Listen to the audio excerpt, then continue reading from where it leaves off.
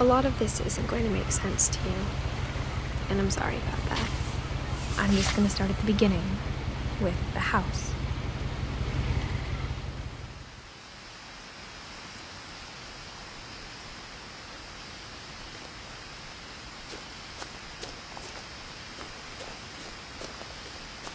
Someone had put up a chain link fence, but it looked like I wasn't the first person to hop it.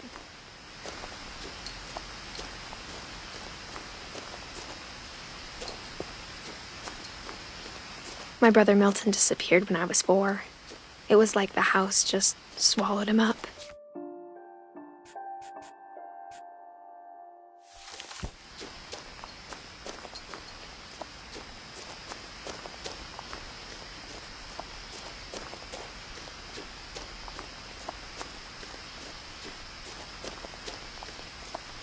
I lived here until I was 11, but I wasn't allowed inside half the rooms.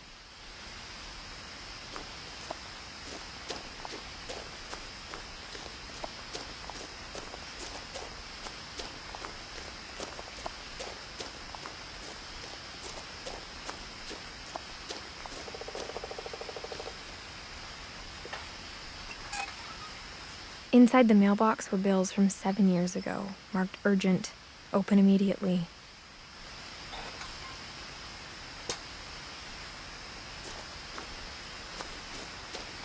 I hadn't been back since my brother Lewis's funeral.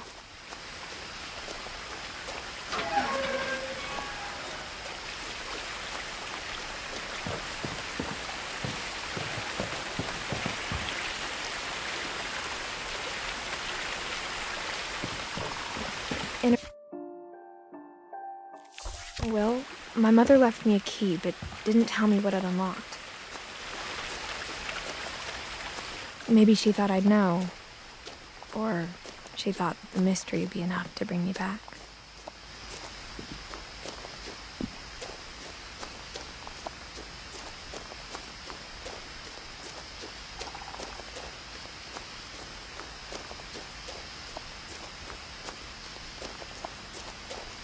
No one had driven this way in a long time, but I saw a few hoof prints.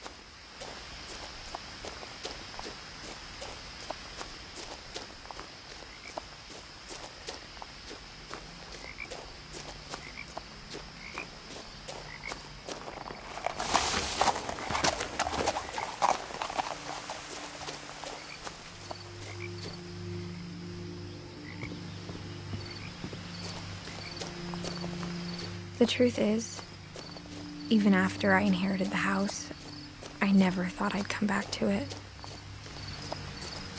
But now I had questions about my family that only the house knew the answers to.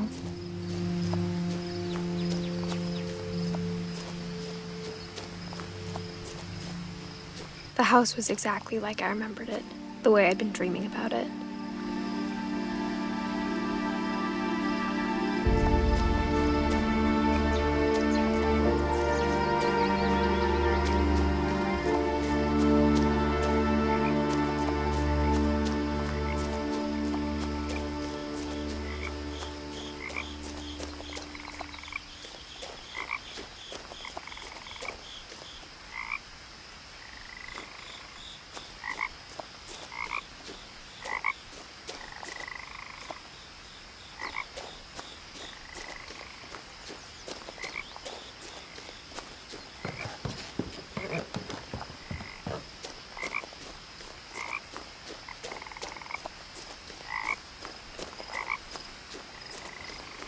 asked Edie once about the dragon in the pond.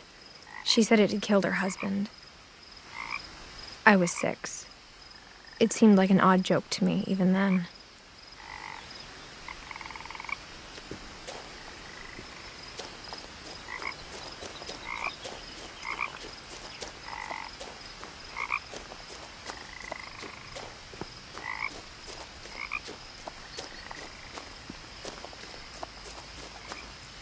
As a child, the house made me uncomfortable in a way I couldn't put into words. Now, as a 17-year-old, I knew exactly what those words were. I was afraid of the house.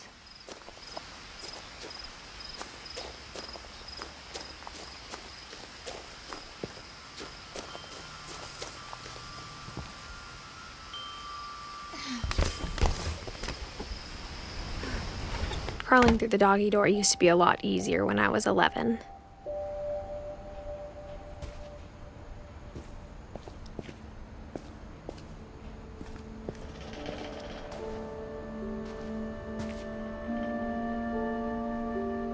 The power had been turned off the night we left.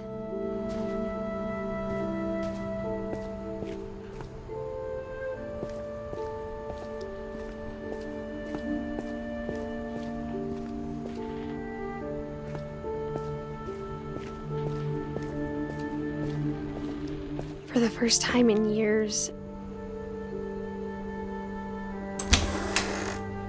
I felt like I was home.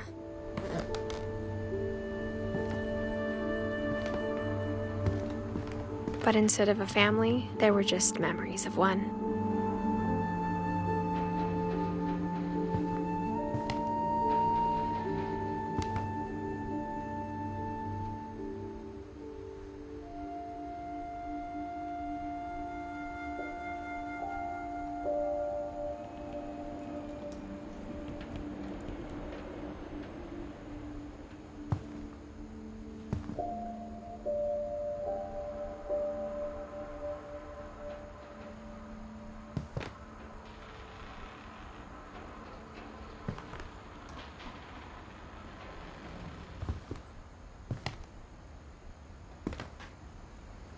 Like how after Louis started working at the cannery, we all got sick of eating salmon. Except our cat, Molly.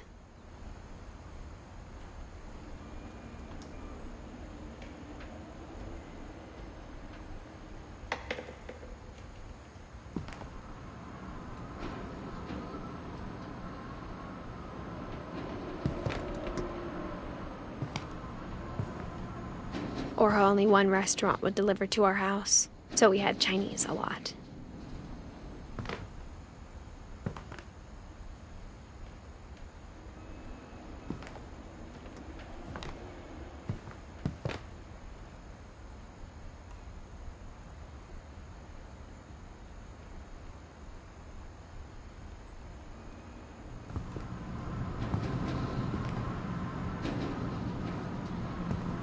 Nothing in the house looked abnormal.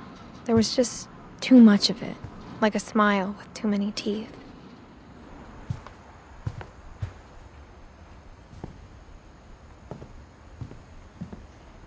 Mom always told me to stay out of the basement, so I wasn't too surprised when the key didn't fit.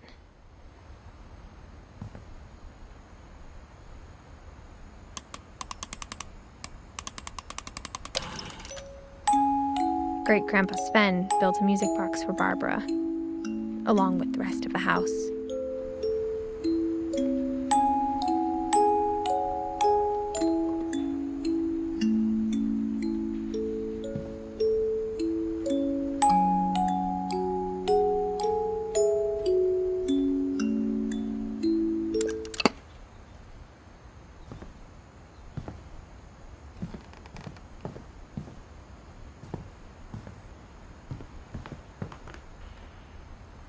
Even the fireplace had a story.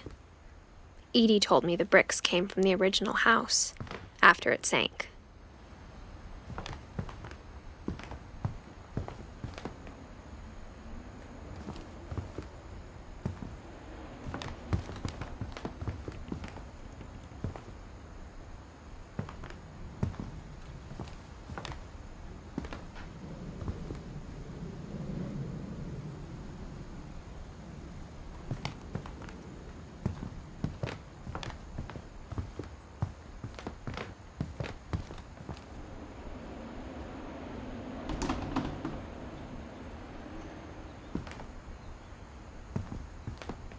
The table was still a wreck from the night we left.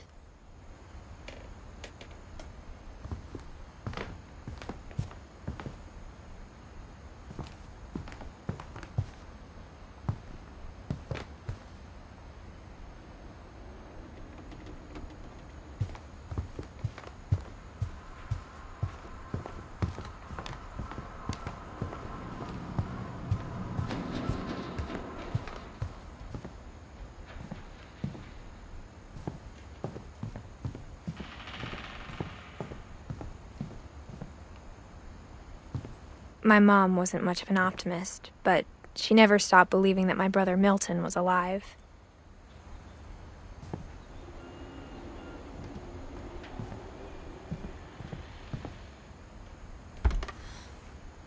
Edie told me once that every Finch who ever lived is buried somewhere in the library.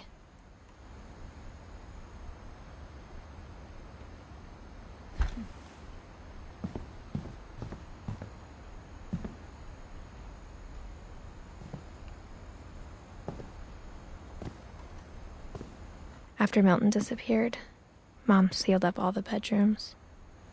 Then Edie retaliated and drilled peepholes.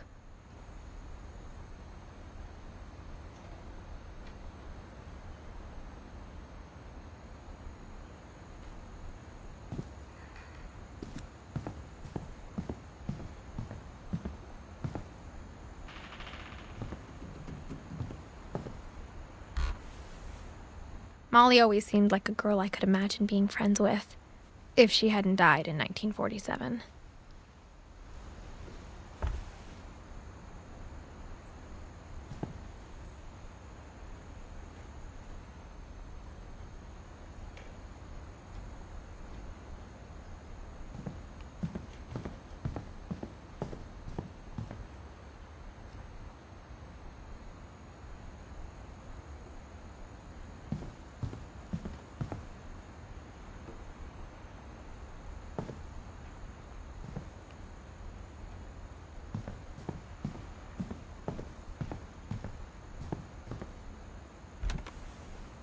As a kid, I just assumed every house had peepholes and sealed rooms you weren't allowed inside of.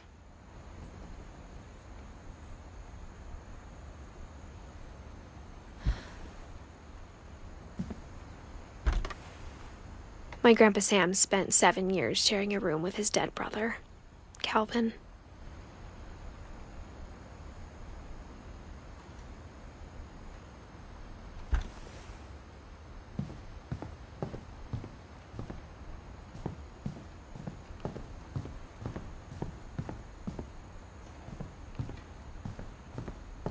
My mom sometimes regretted not sealing it up.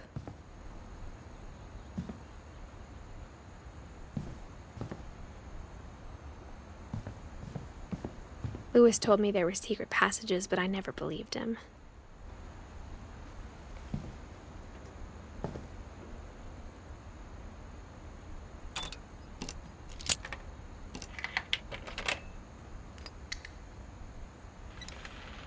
Turns out, my mom was really good at keeping secrets. Now it was time to find out what my mom had been afraid of.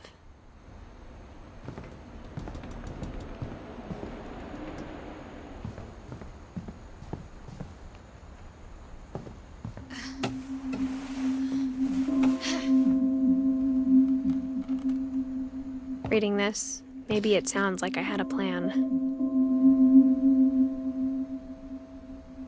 From the paintings on the wall, it was clear my brother Milton had been here before me.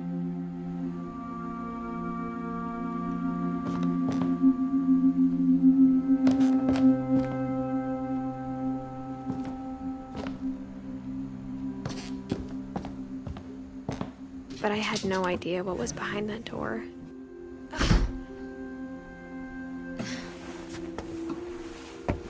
Just like I had no idea where all this was gonna lead.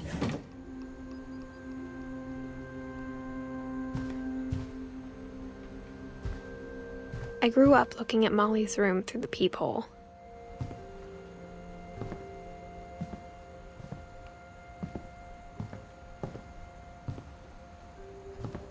Being inside for the first time, I felt like I'd stepped behind a painting.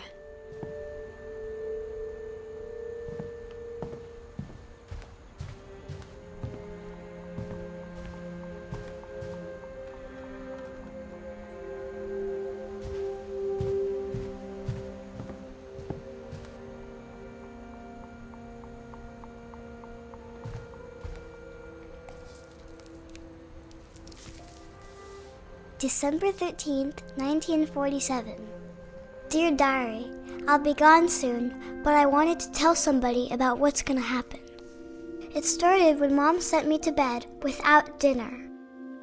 I woke up and I was starving, so I looked around for something to eat.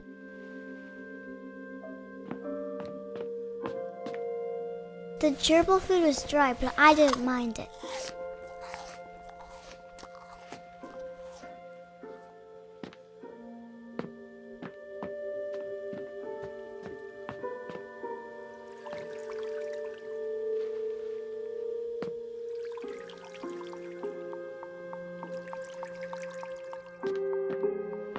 I thought about eating Christopher, but I held back.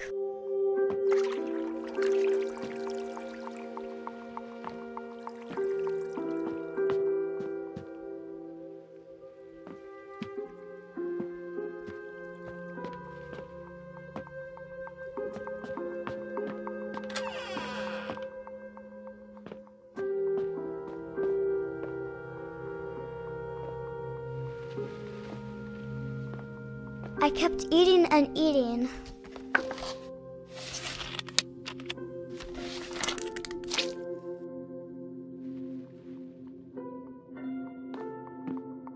I ate a lot of things that night.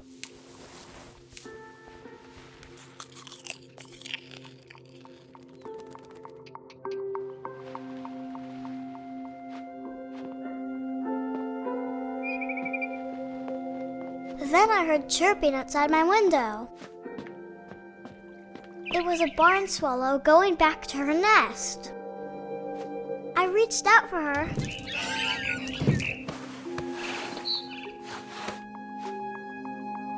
And suddenly,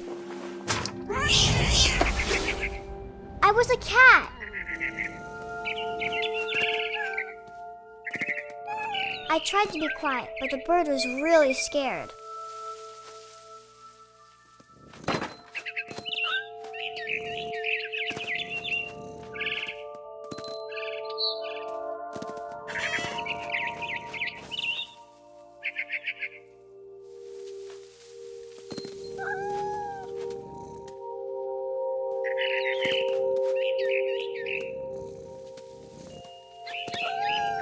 The babies were all gone.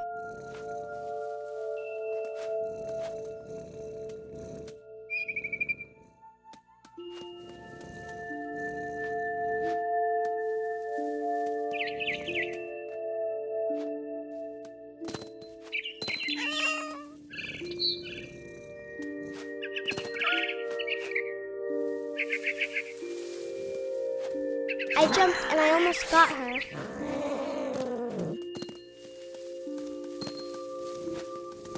I could tell she was getting really tired. Now I was up in the big tree. I promised Dad I wouldn't climb it anymore. All I cared about was eating that mama bird.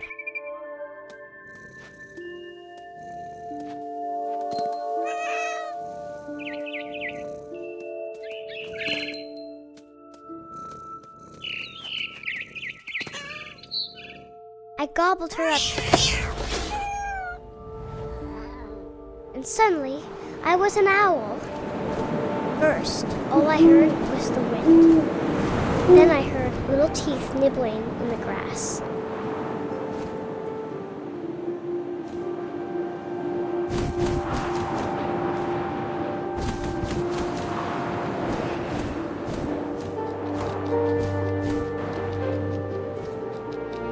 Rabbits.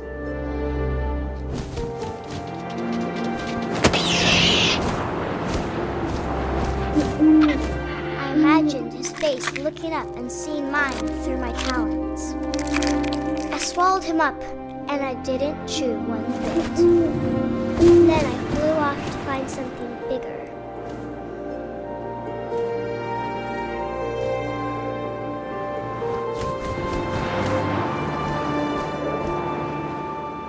A mama rabbit.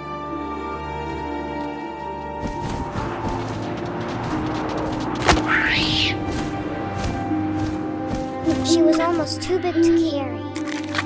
I started choking, but I couldn't stop eating. And suddenly, I was a shark.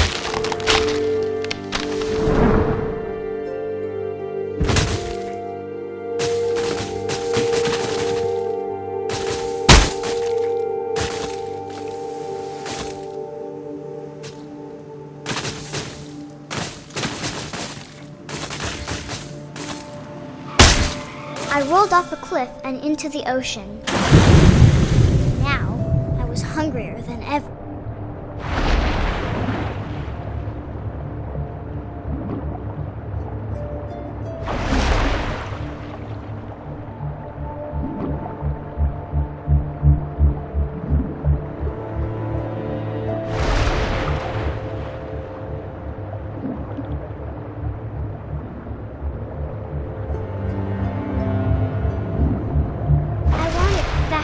Juicy seals.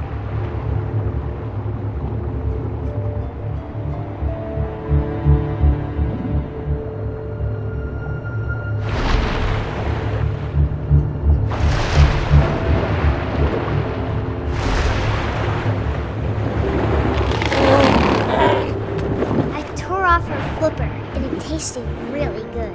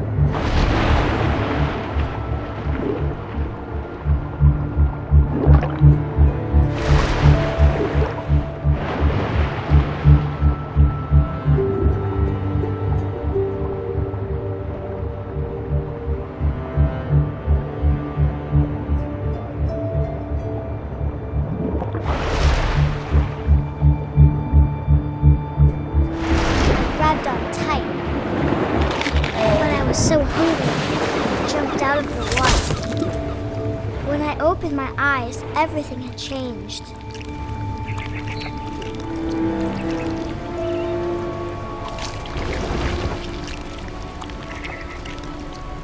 Now I was a monster, and I smelled people everywhere.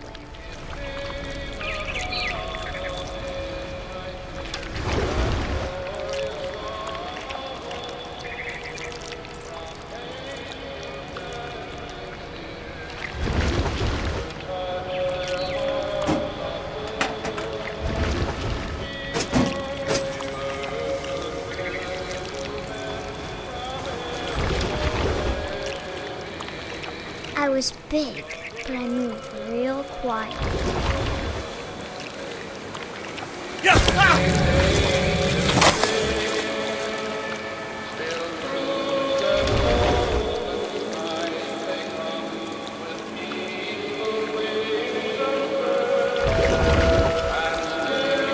I wanted to stop, but also I didn't.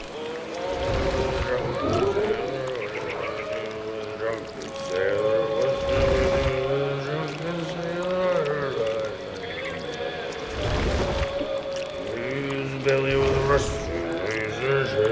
Belly with a rust. Belly with a rust.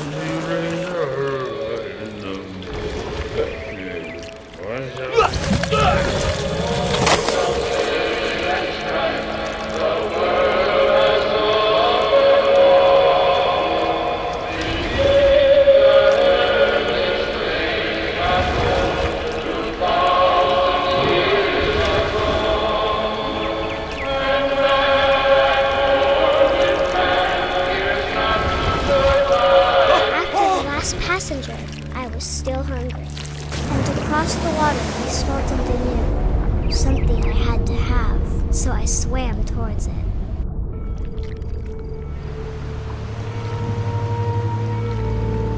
I slithered onto the sand, and the good smell went into an old pipe.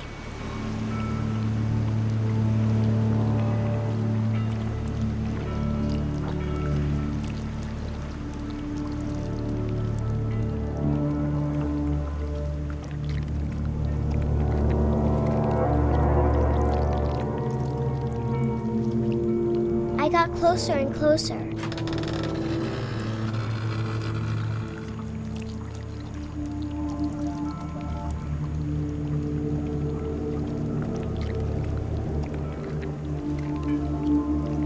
All of my stomach started growling.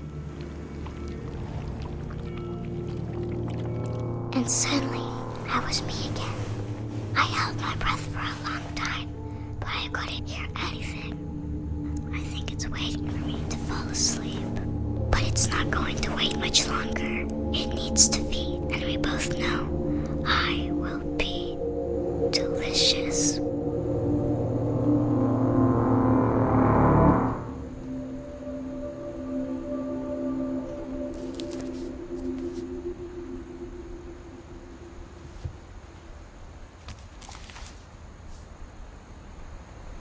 I'm not sure if I believed all of that, but I'm sure Edie would have.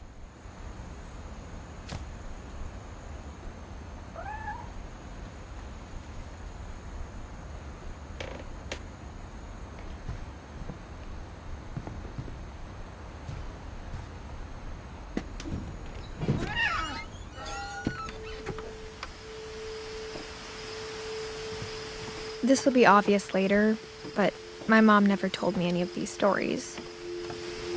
Edie would have, but Mom didn't like bringing up the past.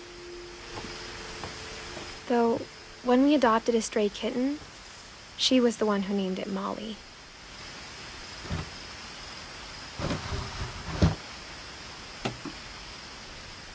I spent a lot of time in Great-Grandma Edie's room.